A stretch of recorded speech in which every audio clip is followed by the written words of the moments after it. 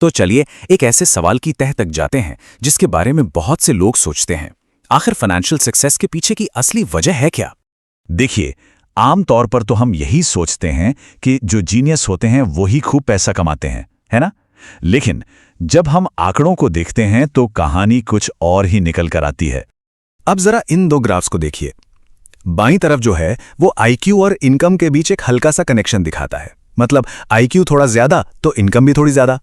लेकिन दाईं तरफ वाला ग्राफ देखिए, यह है आईक्यू और नेटवर्थ यानी कुल संपत्ति के बीच। यहां तो कोई साफ पैटर्न ही नहीं है।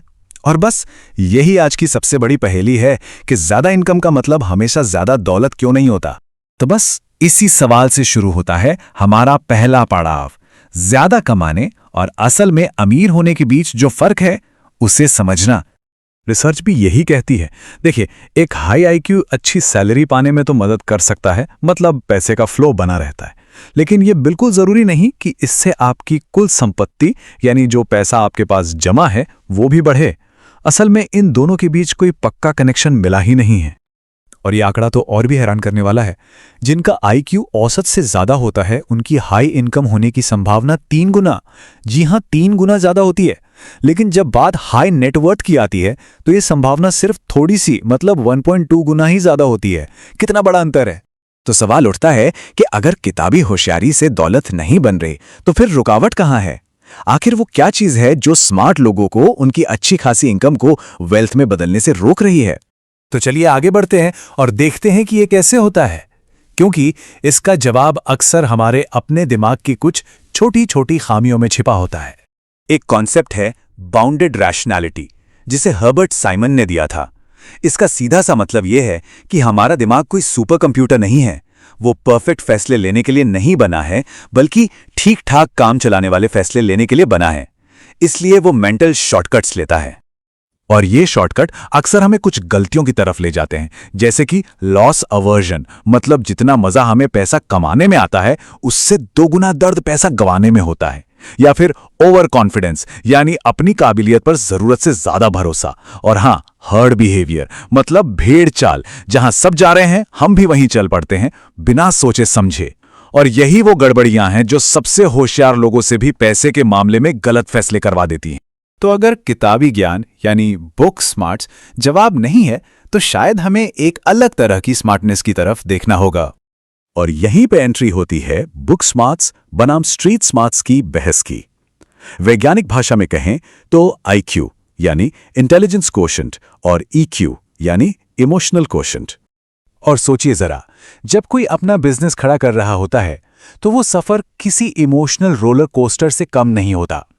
ऐसे में खुद को और अपने इमोशंस को संभालना सर्वाइवल और सक्सेस दोनों के लिए बेहद जरूरी हो जाता है। और ये आंकड़ा इस बात को बिल्कुल साफ कर देता है।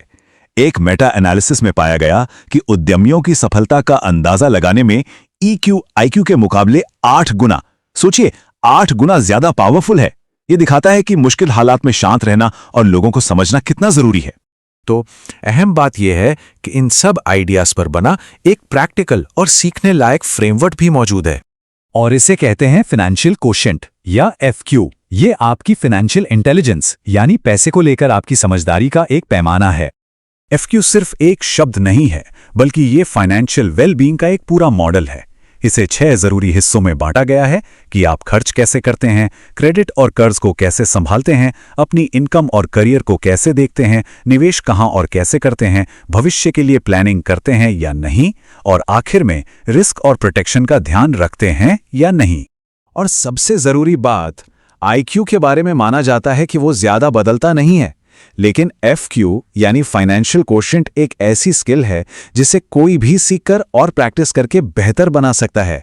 तो ये सारी बातें मिलकर एक नई और पूरी तस्वीर बनाती हैं कि असल में फाइनेंशियली सक्सेसफुल होने के लिए क्या चाहिए।